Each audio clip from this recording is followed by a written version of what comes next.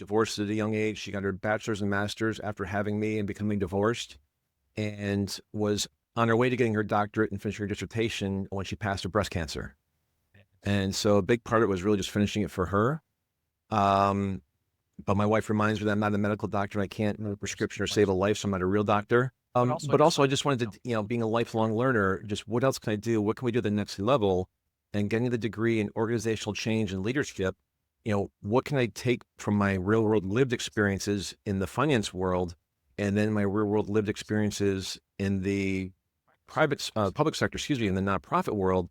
And similar to that Wall Street Journal and Washington Post, how can I intersect those experiences and then write that next chapter of my life and then teach that next generation of leaders? And I guess that's where it led you to Tuttle Capital. Is that right?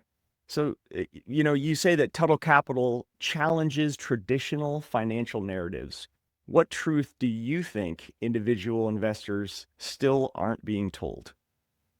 Well, I've been working around ground zero. I was across the street on 9/11. I saw everything. Then actually went back in May of last year, 2025 was the first time I went to the memorial, and I had to there was a photo interview I had to do. And it was really peace and relief when I went back there. But the real driver, Is that remembrance an act of grief or responsibility? maybe a little bit of both, but it's I think more responsibility. This educational component is a huge piece of it. 2,977 victims were murdered that day. Innocent people, husbands, wives, brothers, sisters, children. And they're being swept under the rug. And I tell people as I talk about this, unless you live in the Northeast Corridor, nobody really gives a shit about 9/11. You weren't really affected. Even from Boston, where one of the planes took off from Logan, they're not really part of that circle. So it's really New York, DC, and Shanksville, Pennsylvania. That's it. If you live in Chicago, if you live in Las Vegas, okay, 9/11 is a day on the calendar and that's it. One of my biggest fears is that we make 9/11 Memorial Day and you get 15% off at the mall if you go shopping at Macy's. And that can't happen. And so that's my personal responsibility. That's the weight that I bear on my shoulders as someone who was there, and seeing a woman hold her dress down as she jumped as her last act to try and save some dignity before she jumped to her death. Yeah. So to hear you say that 14 million views were, you know, in favor of Osama bin Laden, my goodness, we've lost the communication war. But I'm the same person and I'm getting fed completely different algorithms.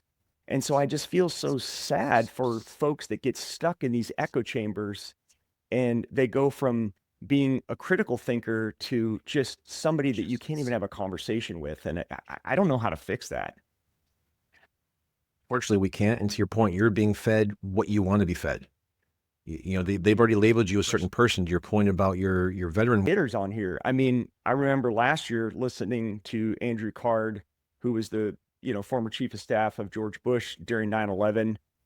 You've got my boss now, General Sasseville, on your website, and then you've got Leon Panetta. You've got some heavy hitters in this organization. So, as you've interviewed leaders across disciplines, what trait consistently separates those who endure